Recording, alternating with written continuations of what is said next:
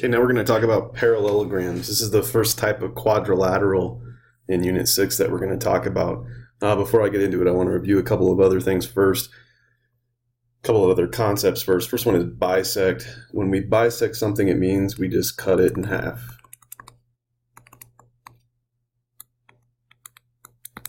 Okay, I can do that with a line segment. If I have this line segment right here and it's 8 units long and then I bisect it with another line, that means I've made 2 line segments that are each 4 units. Right? I can do the same thing with an angle. If I have this angle right here and let's say it starts out as 70 degrees, if I bisect that angle, that means I've created 2 new 35-degree angles. Right? So the important thing to remember about bisecting something is that when we cut it in half, the 2 new parts that we create are congruent or the same. The other concept we have to review from last semester is this idea of 2 lines that are parallel. Right? If we're going to talk about parallelograms, we've got to remember what parallel means first. So if I have 2 lines that are parallel, like these 2 here that I'm just sketching in, those aren't perfect, but hopefully you see what I'm doing here. If I have 2 lines that are parallel, they're never going to touch or intersect. Right? They're never going to cross over each other. The reason why they're never going to cross or intersect or touch is because they have the same slope. Right? Like if this line right here had a slope of up 2 over 3, and this line has a slope of up 2 over 3, those 2 lines will go on forever without crossing over each other. So that's bisect and parallel, and you'll see why in a minute, why I wanted to review those. All right, so for parallelograms, it's a kind of quadrilateral. So if you remember from yesterday, a quadrilateral means a shape with 4 sides. What's unique about parallelograms is that both pairs of opposite sides are parallel, obviously, and they're also congruent. So both pairs of opposite sides are parallel and they're also congruent. So let me draw that in here. You should do the same thing on your note taker.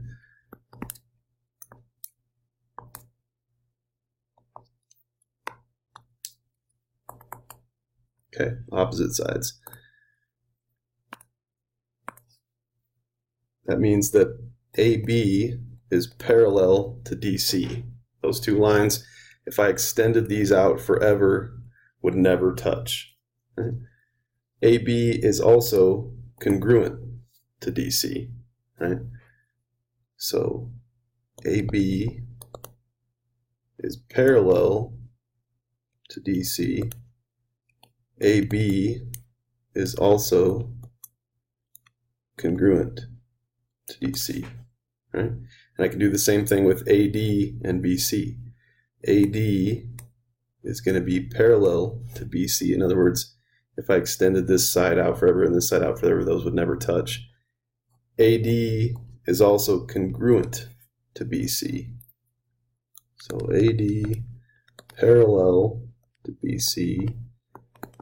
AD congruent to BC. All right. Next thing about parallelograms, opposite angles, so angles on opposite corners, are congruent. So in other words, angle D is congruent to angle B, and angle A is congruent to angle C. Consecutive angles, so angles that come one right after the other, such as angle D and angle A, are supplementary.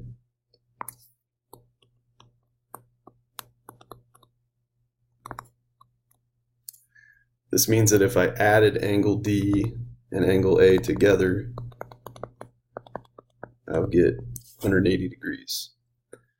Last thing about parallelograms, they're diagonals. In other words, if I draw a line going from one vertex to the opposite vertex,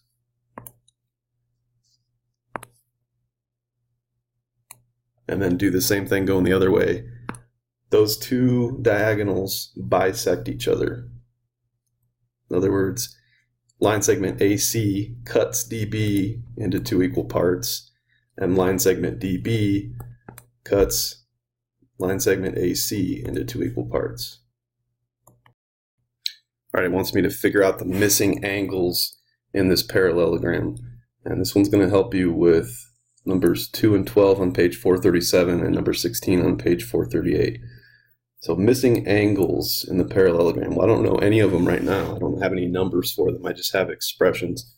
So I'm going to write over here what I'm looking for. I want angle F, angle D, I want angle G, and angle H. That's what I ultimately want to figure out here. Where I'm going to start is with the two angles that I have the same variable for, so G and H.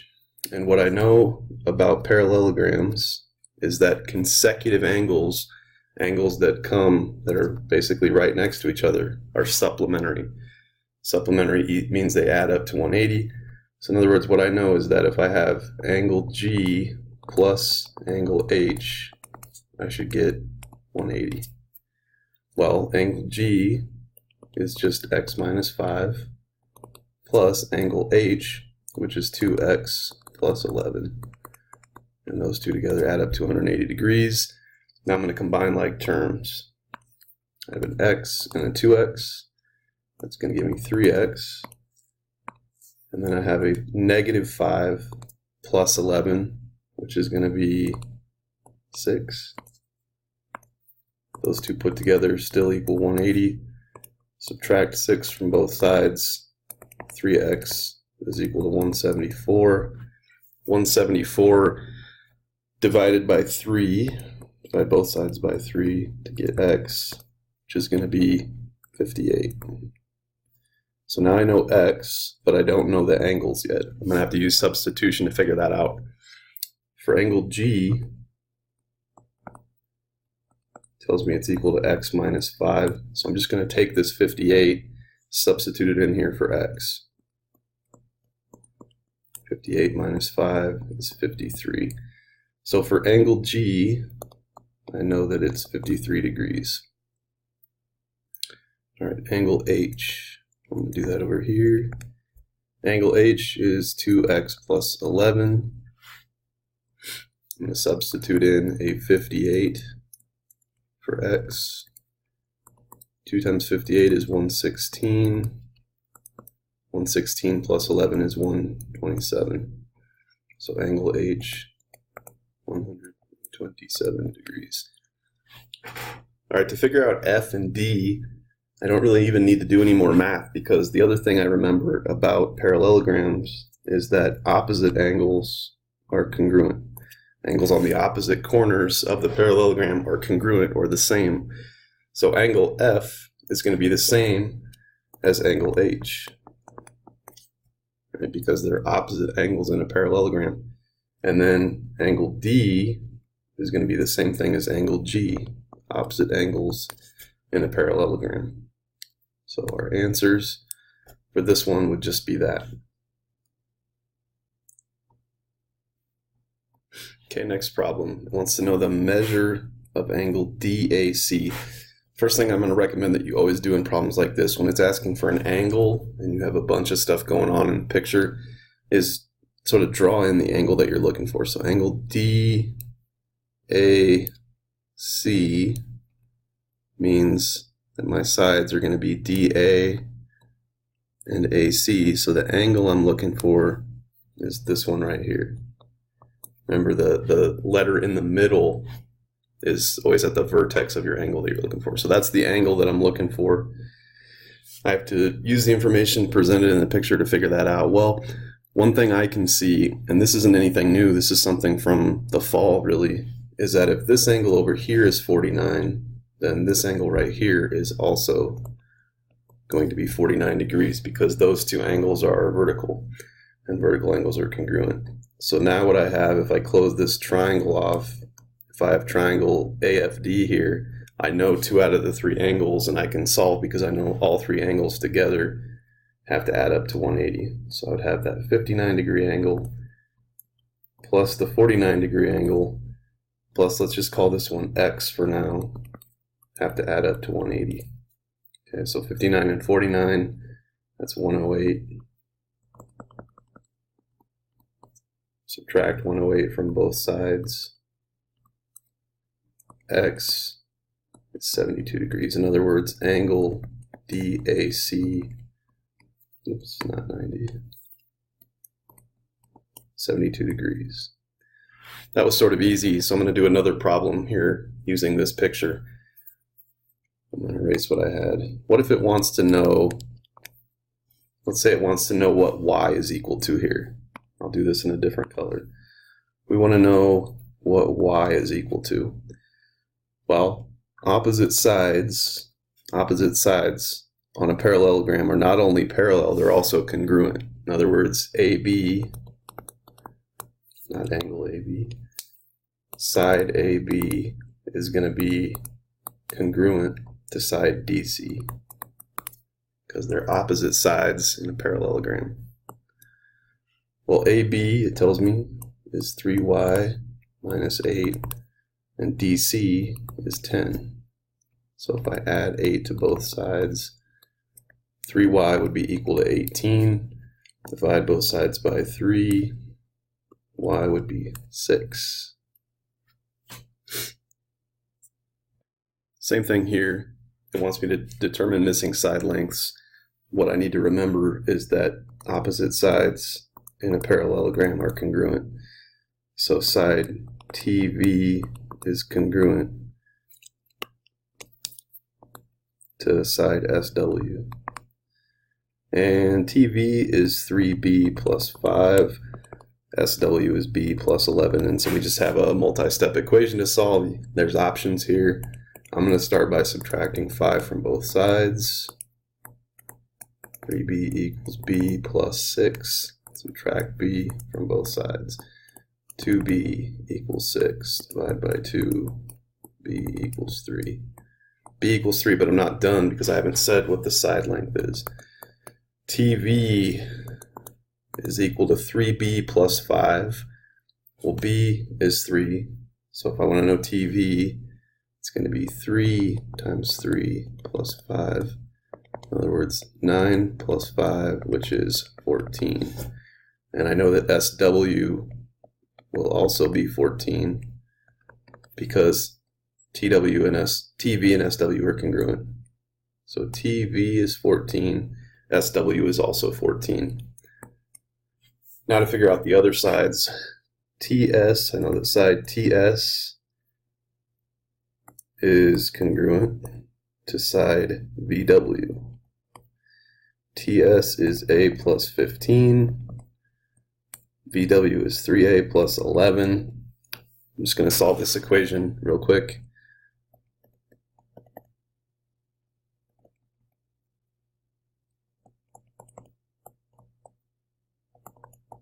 So A comes out to be 2.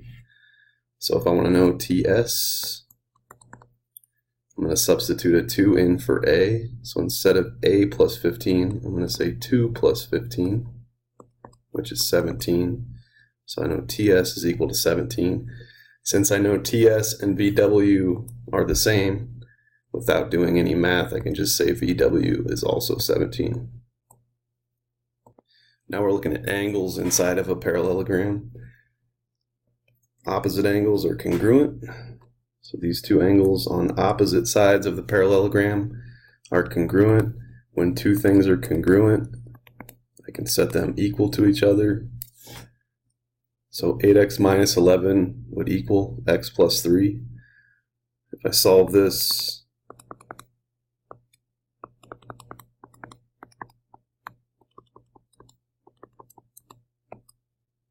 whoops.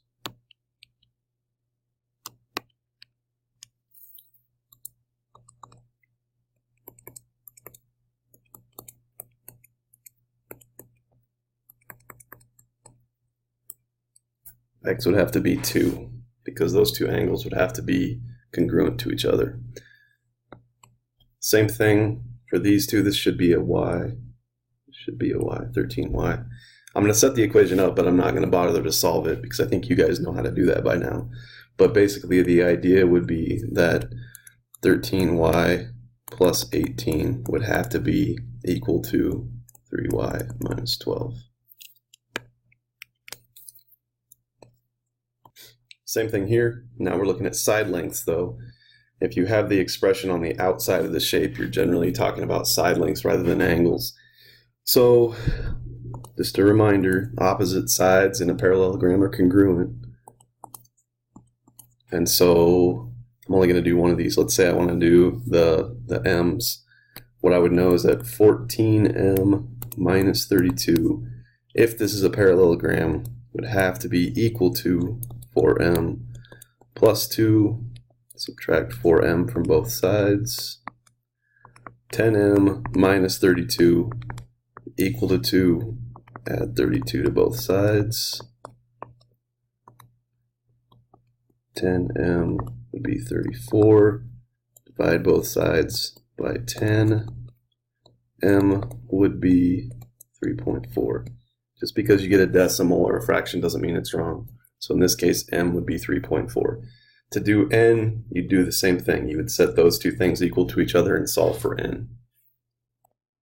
Okay, the last kind of problem we're going to do here is a proof of parallelograms. So remember, anytime you do a proof, the first thing that you write down is this stuff that I'm given up here. So the first thing I'm given is that WXTV and ZYVT are parallelograms. How do I know that? It was given. So then down here I'm going to cross out the stuff that I've used. I've used given and I've used this one. Okay, the other thing you can fill in right away is at the bottom of the statements you can put in what you're meant to prove. So WX being congruent to ZY, I can put that in right away, cross that out. Now I know I've used those, I'm not going to use them again.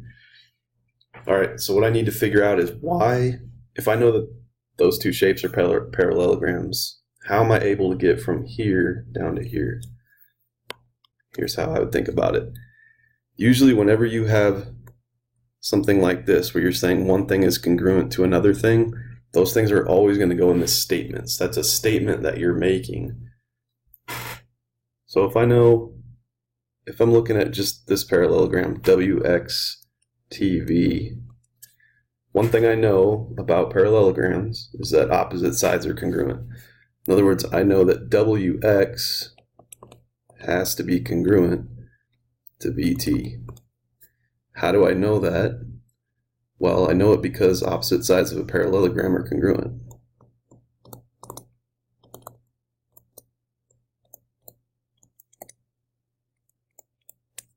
So now I've used one of these. All right, so now I know WX is congruent with VT. Well, now I can sort of erase my work so far. Now I'm looking at this other parallelogram that I have here, that I was told at the outset is a parallelogram. And I know VT is congruent to WX. VT is kind of in an interesting spot because it's also going to be congruent to YZ. So in other words, VT is also congruent to YZ. I used that last time. No, I've used it this time. How do I know that? Well, same reason. Opposite sides of a parallelogram are congruent. So now I've used basically everything except this one, and so now my job is easy. I just basically fill in this last one in the only spot that's left. Trans property of congruence. And what that actually says is that the reason I know ultimately that WX is congruent to YZ is because both of those sides, both WX and YZ, are congruent to VT. And if two things are congruent with some third thing, that means they have to be congruent with each other.